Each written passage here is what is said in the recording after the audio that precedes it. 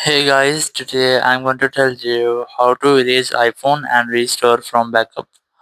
If you're using any iPhone and you want to restore your iPhone and then restore from backup, so let's see how can I do that.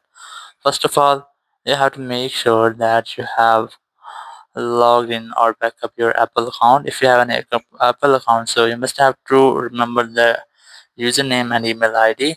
And once you have that, simply go for general settings and here go for restore or transfer iPhone and then select erase all content and settings, and here you have to tap on continue, then erase iPhone.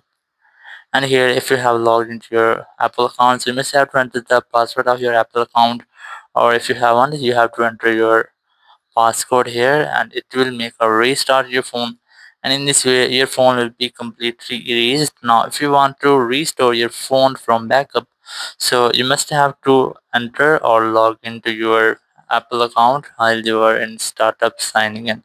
So when you have logged into your account, it will automatically restore your backup. So that's how you can easily erase your iPhone and restore it from backup. Thank you very much for watching the video. Until next video, bye bye.